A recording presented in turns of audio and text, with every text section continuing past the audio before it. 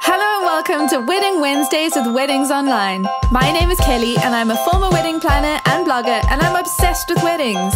If you're planning a wedding in Ireland, you're in the right place. You're going to learn the tried and tested methods to planning your dream wedding without the added stress.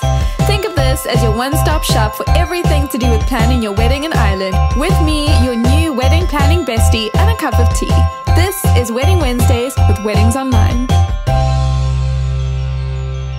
Hello and welcome to the latest episode of the Wedding Wednesdays with Weddings Online podcast. My name is Kelly, I'm your host, and today we're talking all about cocktail hour.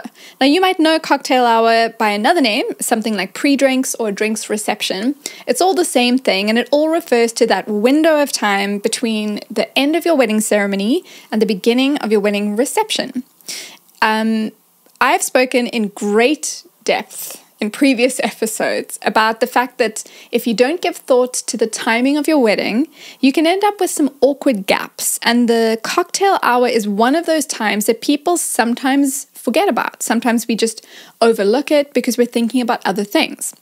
Now, the reason that you might be thinking about other things is because during cocktail hour, your new spouse and your wedding party will all be having pictures taken. So this is the time where you would usually be having those portraits done. You know, you're posing for lovely photos, you are, on the grounds of your wedding venue, and, depending on who you're working with, depending on the circumstances of the day, you could be away from your guests for up to an hour and maybe even longer, depending on many factors.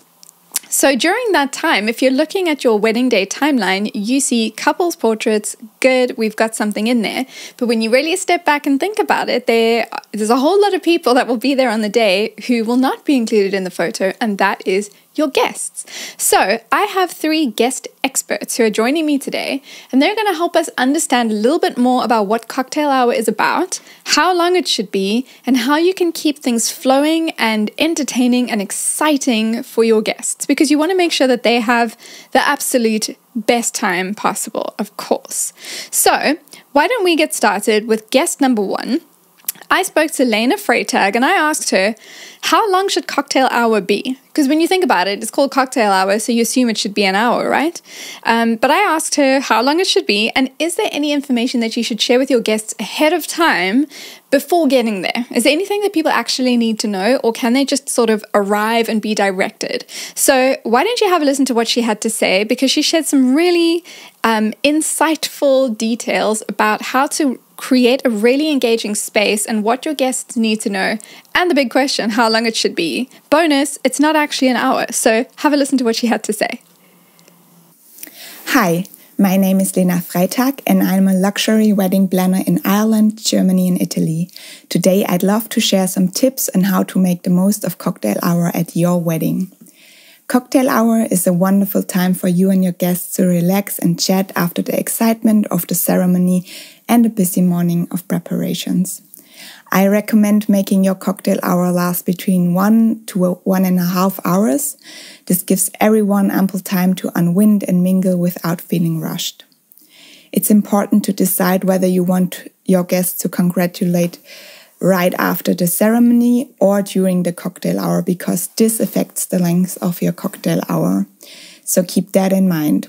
Either way, ensure the transition is smooth and enjoyable. Having music during cocktail hour is essential. It creates a relaxed and inviting atmosphere. Whether you choose a live band or a curated playlist, the right music will enhance the mood. When it comes to seating, I prefer a mix of high tables and lounge furniture. This variety gives your guests multiple options to stand or sit, making it easier for them to engage in conversations and enjoy the ambience. Avoid planning any speeches or games during the cocktail hour.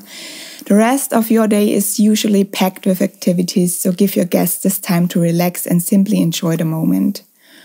Offering canapés is crucial. It helps ensure your guests don't get too tipsy too quickly, especially since many may have skipped lunch due to preparations and travel. Finally, communicate all relevant details with the invitation or on your wedding website to your guests ahead of time, such as the timing, location, and any special instructions. This helps them feel more comfortable and ensures a smooth flow for the event. I hope these tips help you to create a memorable and enjoyable cocktail hour for your wedding. Well, that was Lena Freytag. Thank you so much for sharing those amazing tips. And we got some bonus features in there. Things like the types of furniture to include to really help your guests to relax and enjoy themselves, the canapes and making sure that people don't get too tipsy too quickly, keeping in mind that many of them may not have had lunch. Those are the types of pieces of information that it's really helpful to be thinking through when you plan this period of time. Now, something else that I think really helps to keep the day moving, to keep the festivities flowing, is to include some entertainment that can really engage your guests. So in previous episodes, I've spoken about those awkward gaps that I mentioned before. So in episode 11 of the podcast, we spoke all about avoiding those awkward gaps, because what can happen is if you don't have anything for people to do, they end up milling around with literally nothing to do. And that's particularly true for guests who don't know many other people at the wedding. So I've been to weddings before where my husband was on the wedding party and I was friends with the people that he knew, which is other people on the wedding party and the couple. But in terms of the other guests, I didn't really know anyone. And so if there was nothing for me to do, I would literally just be sitting around just kind of trying to entertain myself. So you have to consider your guests. You've got to consider, who they are, who they know. And I always recommend having some kind of engaging entertainment, because whether or not they know other people, it gets them engaged. It gets the atmosphere ready for, what's to come.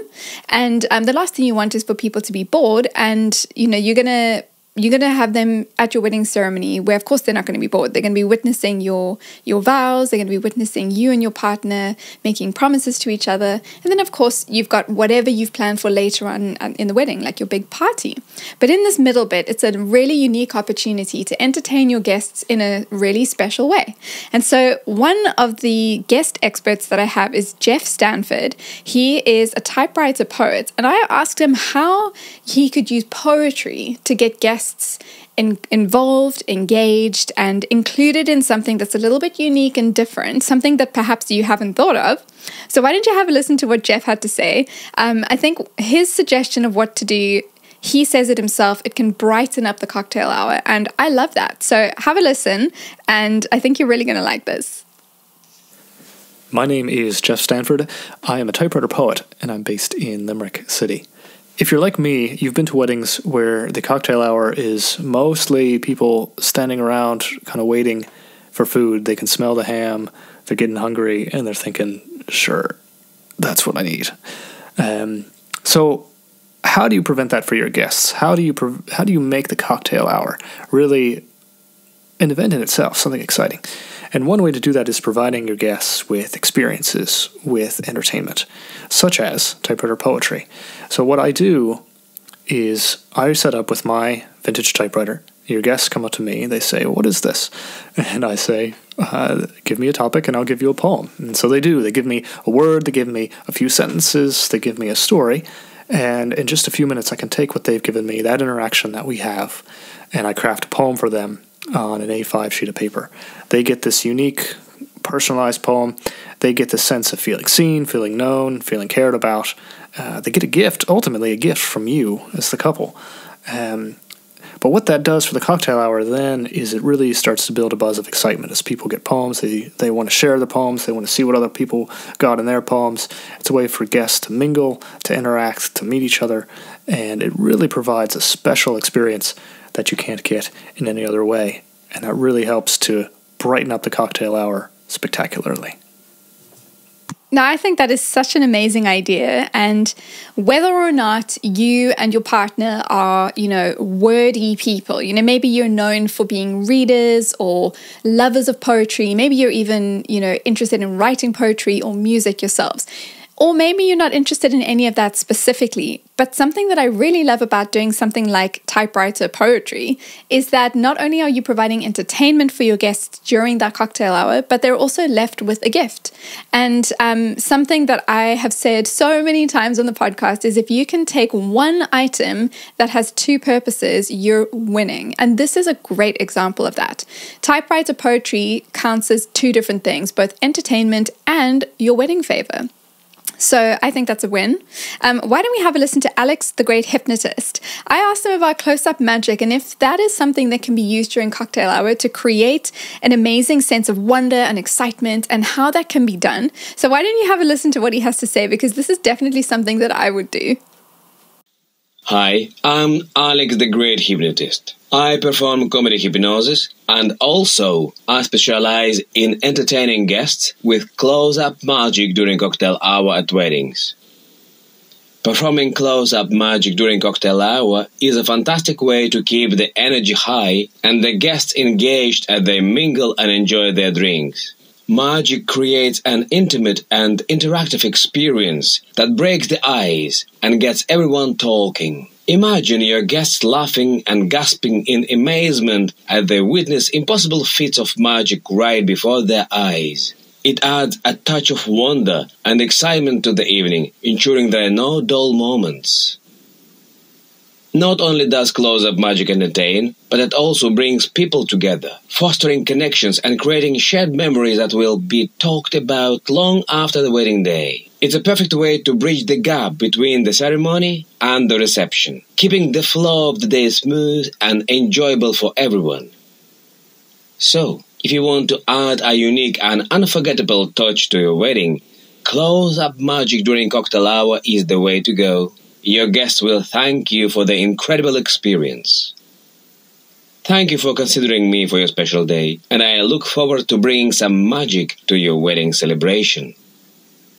So I think something that we can all agree on is that we want to keep the day flowing, we want to keep things fun and engaging, we want to provide an experience for the guests. We don't just want to kind of feed them and let them sit around. And while they're sitting around, different types of furniture, as Lena suggested to us, the timing of things, it's just really important to make sure that your guests are looked after, even when you aren't there to physically look after them yourselves. So to summarize, the key thing is to time things well. You don't want to leave people hanging for too long. And give them something to do that's going to be memorable, something that's going to give them an experience, something that's, they're going to be entertained by, and it's going to set the tone for the rest of the day. So again, a big thank you to our 3 guest experts. That was Lena Freytag, the luxury wedding planner. That was Jeff Stanford from Typewriter Poetry. And then that was Alex, the great hypnotist. It's been amazing having your expert advice, and a reminder of that episode about avoiding those awkward gaps of time. It's episode 11 of the podcast. Well, thank you for listening today. The Wedding Wednesdays with Weddings Online podcast is produced by me, Kelly, and mixed, mastered, and edited by Glenn Hartman. For more wedding planning tips, advice, checklists, and more, visit weddingsonline.ie.